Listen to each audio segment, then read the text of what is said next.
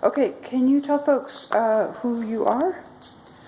My name is Michael Allen Kincaid Jr. Everybody on the block calls me Panther. Those who know me best know me as Papa Panteris. All right. So can you tell everybody what happened this morning? Well, I was at Sox's, chilling, just, kind of relaxing.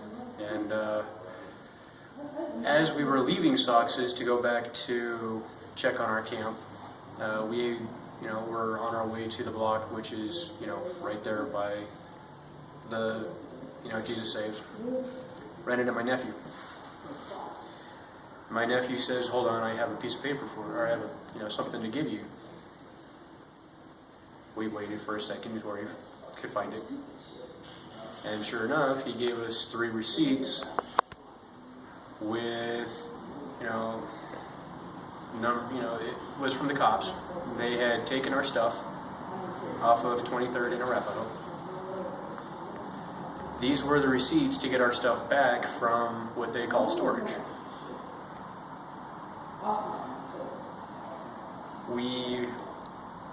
I was trying to inquire by Miss Teresa, who works over there at the Denver Rescue Mission, to see, what I could do. She didn't have any answers for me at the moment. So we went inside, and then I got the brilliant idea, there's cops across the street. I may as well go ask. So I asked. It was District 3. Now, District 3, they didn't have any information for us at all.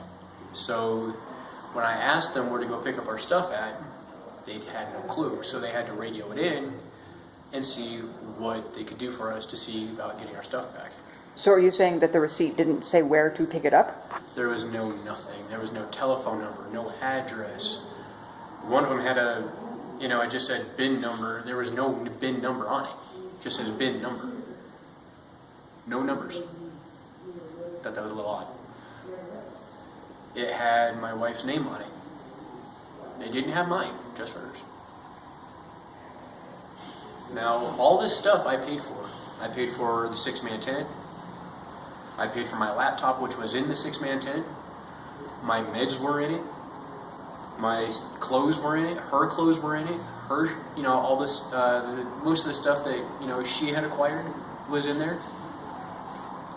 It said that, there was a red cart which had a suitcase on it, which was basically empty, and our dirty clothes, which I left on top to make sure nobody would touch, because why would anybody go through, go underneath our carts to get to our stuff? So did you receive any sort of written notice that your stuff was subject to being seized? There was no written notice. There was no verbal notice. In fact, earlier this morning, we were talked to by the cops and just asked to, flatten it. We weren't even asked to take it down. We were just asked to flatten it. And what's it? The tent. We were asked to flatten our tent. We weren't told to move. So what happened over at the rescue mission this morning and prior? Nothing. We weren't told to move. I was just handed the receipts by my nephew. No. He was actually there. So this morning at the rescue mission, obviously there was a sweep, but they said I was given prior notice by the cops themselves, stating that they were going to sweep the entire block. All of our stuff had to be off the block. And they told you this in writing or in words? Words only. No written notice was provided. It was all verbal. And so how many people roughly were staying on the block at that time? I want to say 15 to 20. And there was no written warning. No and then written. This morning, what happened this morning? This morning they came in, they closed the entire block down. They brought out the trash trucks. Everybody's stuff was taken, and I mean taken. It didn't matter if they were standing there or not. It was thrown in the trash truck. So anything anybody had is now gone. So 15 to 20 people's, belongings were gone. And we're talking, a lot of people had a lot of stuff. When you're talking specifically about which block here, because 23rd and Lawrence. Oh, so, but there's more than 15 to 20 that were staying by the rescue mission at the Triangle. Yes. So talk about how many people were staying there by the Triangle at Lawrence and Park Ave. There were, I can't even say. I mean, I want to say there's at least another 15 to 20, if not more, on top of that. All their stuff was taken too. We were told that we were not allowed to stay anywhere near the block. I was verbally told that we were not allowed to stay within 8 blocks of the block. But no written No written warnings, no written... no explanation to a law that says that that's where you're supposed to be. There was nothing. Absolutely nothing. No warning whatsoever except for verbal. So then the question is, now where? That's a very good question, and one that even I can't answer. I don't even know where I'm going to be tonight. I don't know what we're going to use to cover up tonight. All of my blankets, all of the, I got sleeping bags from Walmart.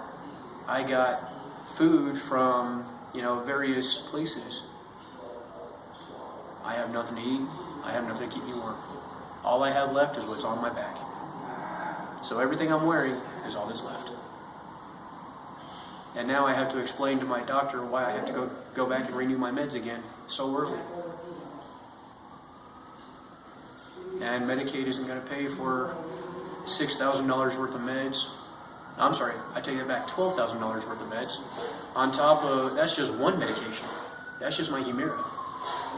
I have Crohn's disease. I have to stay near a bathroom. I cannot go anywhere without a bathroom.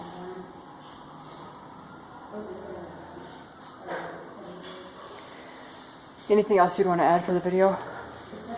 There's a few things I'd like to add. Number one, whoever's watching this,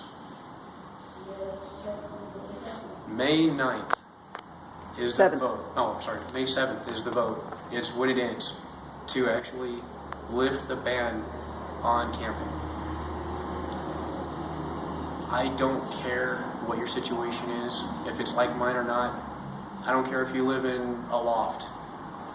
Vote to lift the ban.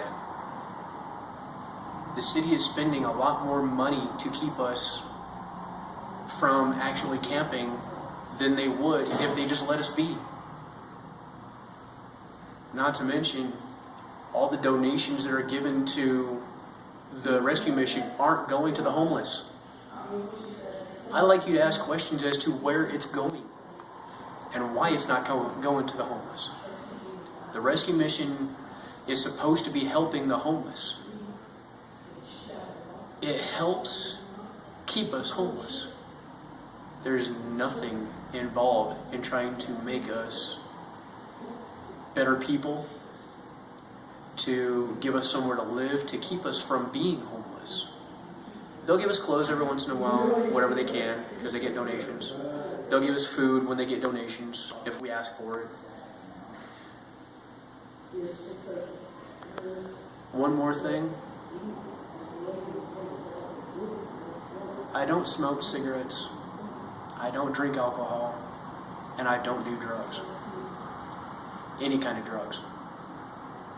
Whatever your view is of the homeless and their addictions, there are those of us, there are very few, I'm going to say because I have no clue, but I am one that has no addictions whatsoever. I take life on the 100 every day. I give life 100 every day. Do not presume to judge. We don't.